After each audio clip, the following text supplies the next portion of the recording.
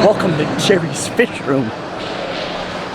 All right, guys, welcome back to Jerry's Fish Room. I am so glad to be back with you guys. I know I've missed this and I've been out for a while. Life has just kind of taken over. A lot of crazy stuff, work, my daughter, helping her to get through her last bit of college, and praise God, she is done. She graduated last week, and so I'm so excited. And I just had a lot of stuff going on and just hadn't had time, and also wanted to spend some time rethinking the hobby a little bit. And so that's why I'm back. Back looking forward to dropping some videos and talking, as well as I'm going to be refocusing this channel a little bit. Had a lot of talks with some really good friends of mine, Ben Ochart, blind fish keeper Brandon, and Aqua Funk, man, him and I have been talking a bit with Dan Connor as well, Consolidated Fish Farms, and just about how I want to reshape this channel a little bit, and reshape my hobby, and kind of, you know, get back to what really gets me excited. And so that is in the process. This video is going to be just a quick update where I'm at. I've already made a bunch of changes, or some changes, making more. But this channel is going to get focused back on what drives my passion, and that is African cichlids. I am slowly but surely, while I won't get rid of everything, because my wife loves the community side, so I've got something set up for her. And then, of course, I absolutely love my South Americans, and as you know, I love my Oscars, but man, I got in this hobby with Africans. Africans is what drew me to this hobby. And so I really want to get focused back on the African cichlid world. And so this channel is going to be mostly about Africans. I will splatter in a little bit of community fish and different other things. And of course, as I get the opportunity to maybe go someplace, drop in some fish stores, maybe some interviews, looking forward to just where this channel is going to go from here, and again, getting that passion, that excitement back into the hobby for me. I am totally stoked. I had a great weekend, ran into some stuff, and we'll talk a little bit about it in future videos with the projects. But for right now, guys, let's go see what I've done the couple months that I've been off. And we'll get back to you, and we'll close this thing out. And again, I am so glad that you guys get to enjoy this with me, as well as I get to enjoy it with you. And so let's go check out the fish room. All right, so as you guys may remember, this is my South American tank. The last time I shot a video on this one, the three red spotted severums were over in the grow out tank, and then you'll notice also down by them there's three geophagus that are supposed to be Ceremonensis. They could be ultrafrons, but we're going to call them mystery geos. And again, this tank is going to stay like this. I'm not going to do much more with it. I'm enjoying it, but like I said earlier, kind of wanting to step back into the African world. And as you can see, Monster is doing really good. There is one sad bit of news from this tank, and that is the fact that my green terror is no longer with us. Not sure what happened. However, quite frankly, it was he just stopped eating. For about 5 weeks, I treated him with an Epsom salt bath to see if it was a blockage. Also treated him with aquarium salt. No luck with either of those. Doused him with Paracleanse, did a full treatment of Paracleanse, no luck, he still didn't eat. And then also did a round of antibiotics, and I just absolutely had zero success. So with that being said, this is kind of where this tank lives. And again, we'll touch base a little bit on these tanks that are not African, but I am slowly moving away from the other fish and staying focused on my Africans. Quick update as well. These tanks were probably not ready to go by the time I did my last video, but these are my two Aquascaping tanks. This is a 6-gallon cube. Right now there's no fish in it. I am in the process of getting a betta for this from Dan Connor with Consolidated Fish Farms. Really enjoyed this. I'm going to maintain these tanks. I really enjoy looking at them. They're pretty peaceful, and as you're noticing, there's a little bit of the bubbles. I don't know if you see it kind of floating up in the front of the tank, which means that's a sign of the plants are doing really, really well. Here is my other adventure in aquascaping, and this one is just a full-blown yellow Neocaridina shrimp tank. I don't plan on doing anything more with it other than just keeping shrimp in here, keeping the plants trimmed up again. Just absolutely love it. But again, I'm going to try to some degree slow down and stay focused on my Africans, but in the meantime I get to enjoy this kind of beauty. All right, so this is my 29-gallon Ode to Father Fish tank. It is a 29-gallon dirted tank that I did some months ago. Slowly have just been a catch-all for plants. As I break things down, the plants in my other tanks, I kind of clean them up, put them in here, and no means or methods to aquascaping, just kind of shoved them all in, and everything's looking good fish-wise. You can see over here to the left, there's just a basic silver blackstripe marble or angelfish. And then I got ember tetras, rummy nose, there's some cories in there. And then down in the cave, I have one of my super red males, plecos in here. Again, nice tank, love it. Pretty much my maintenance-free tank, to be honest with you. The only time I really do any water changes on it is simply to, you know, get rid of some of the tannins to clear it up. But other than that, I mostly just top it off. Then the nitrates stay really low in here, and this tank's doing really well. All right, guys, so in here, let's try to zoom in a little bit. In here is one of my projects. So I got 8 super red plecos from Dan, grew them up. Probably had them for about 4 months now, 5 months, and wanted to do some breeding. And lo and behold, as you can tell, we have success. I just recently went to my local fish store, Cichlid Express, and kind of told him what I had, that I had 50, there's about 50 in here. And he was like, keep breeding them because I can sell them. He absolutely loves them. So this is an opportunity, one of the opportunities that I'm going to have to do some breeding and kind of be a supplier for actually my local fish store for super reds. So I'm going to continue that process. These guys are about, I want to say about a month, 6 weeks old. They've been in here for a little bit now, and you know, just keep feeding them. They're doing very, very well. Mostly just all I feed them is the scrapers, kind of the algae wafers from Northfin, and then as you can see, they're gnawing on some zucchini in there as well. So this will be a continuing project, so I'm looking forward to it. All right, guys, there's some more of the potential breeding project that I'm going to be going. I put the caves back in, and as you can see, one of the males is already kind of taken over that cave, and there's a female on the outside. And so I'm looking forward to getting some more eggs and getting them to hatch, and hopefully keep that process going.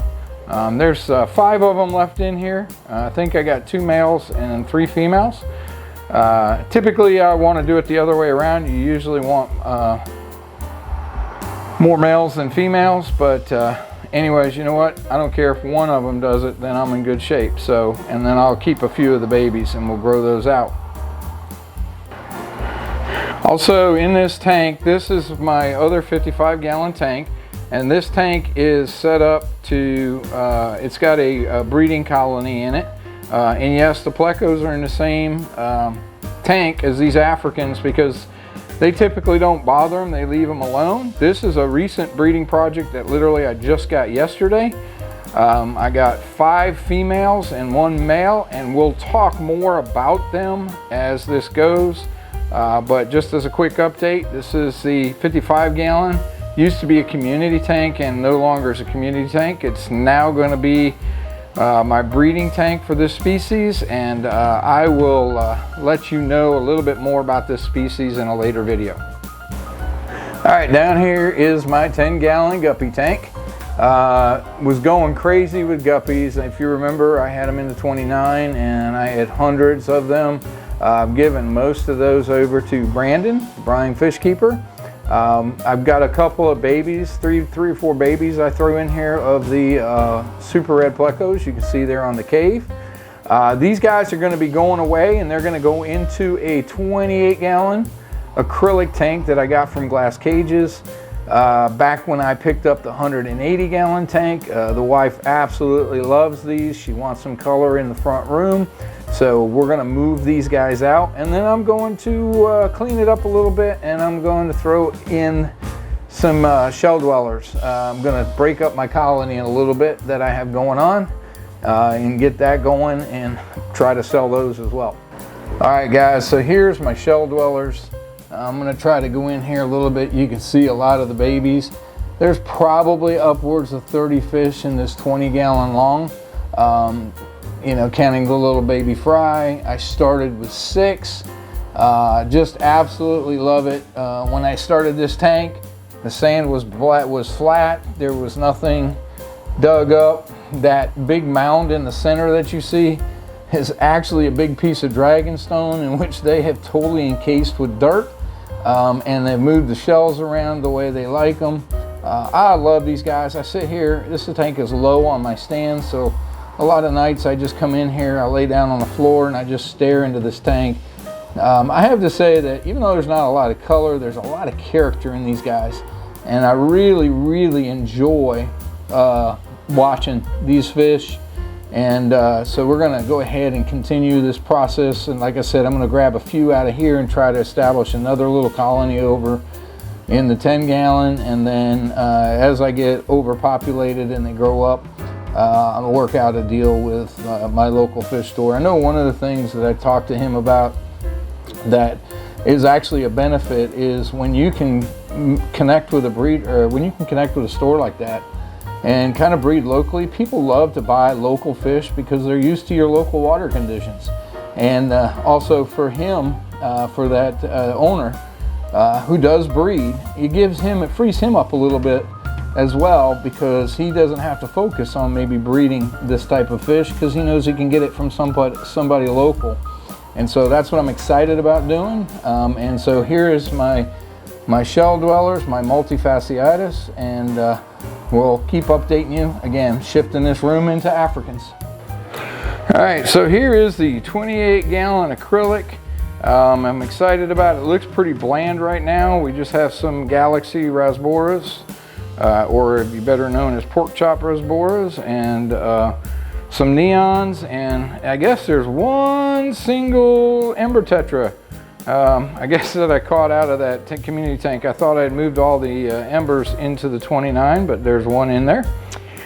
This looks pretty bland now, but right now I've got root tabs and everything shoved down in that substrate. I'm going to add a little bit more of that fine gravel on top. And then we're going to take this tank and I'm going to turn it completely into like a jungle tank. It's going to be all around the back and the sides will be jungle val, or excuse me, leopard val. And then I'll also have a nice piece of driftwood, spiderwood that I'm going to put in the center, and then kind of put some foreground plants of dwarf sage in the front. It's just going to be an all green, jungly type tank that the fish can swim through the leaves. That's kind of what I'm looking for with this. And but all the community fish, we're going to add some more. The centerpiece fish for this, we'll get to that at a later video. But I'm working with Dan and Consolidated Fish Farms to get a couple more types of fish to put in here. And we'll really look to getting this tank set up. This is my wife's tank. She loves her community fish. We're going to move the guppies out here as well. It'll be heavily stocked, but it'll have a lot of plants. And then of course I'll keep up on the water changes. All right guys, and here's the 180. Not much has changed since the last time. I had a couple fish in here. Unfortunately, I lost a deep water hap. which is a small guy, and then I also lost an Autopharynx spot sani that I truly believe was actually a female, because I mean the fish never ever got any color on it.